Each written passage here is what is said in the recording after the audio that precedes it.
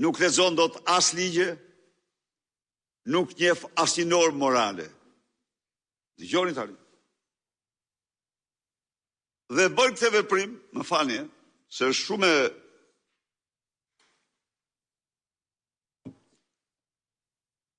e bën këtë veprim pavarësisht nga paralajmërimet ultimative që ka marrë nga partnerët tanë se nuk do të tolerohet asnjë pengesë për drejtësinë. Tani këta partnerët tanë, duhet t'ja u them shqiptarëve, në mënyrë absolute nuk kanë asnjë interes tjetër përveç interesit të qytetarëve shqiptarë. Por ama, këta partnerët tanë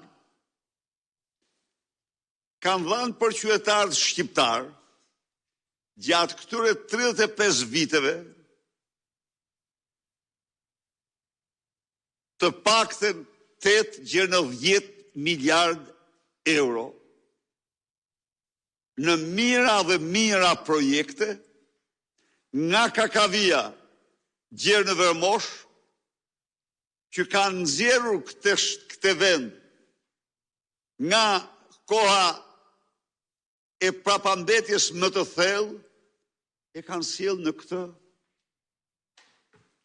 kanë kontribute substanciale.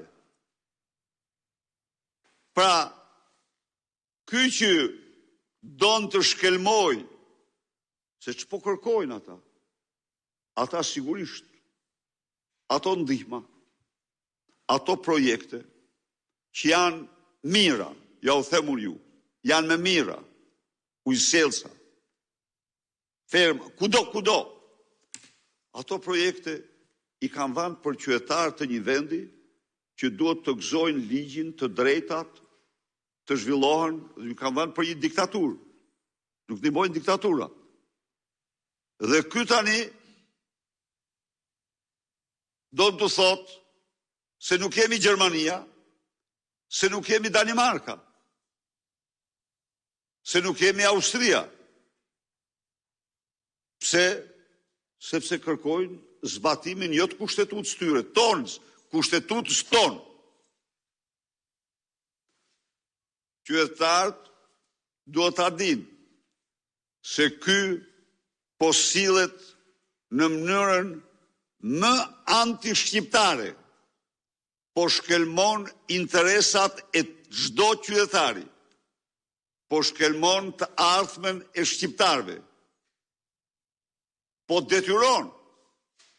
detyron partnerët tanë që të mbyllin çdo ndihmë ndaj Shqipërisë, integrimin ndaj Shqipërisë, sepse si ky nuk ka absolutisht asnjë kryeministër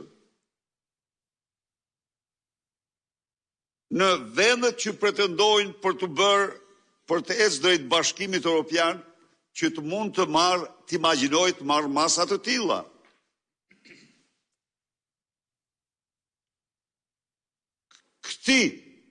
Ky ka humbur çdo moral. A e ndëgjoni ju, a e ndëgjua tje se si për ulej, si lagaraq, mirëlindës së krimit, se ka hall se mos bëhet pentito. Eksakta, më thotë. Po si mund të admirosh ti një njeri që në sipërmarrjen e cilët janë marrë pegje, ka funksionuar si një organizatë mirëfillt kriminale e drejtuar nga Ergys Agasi.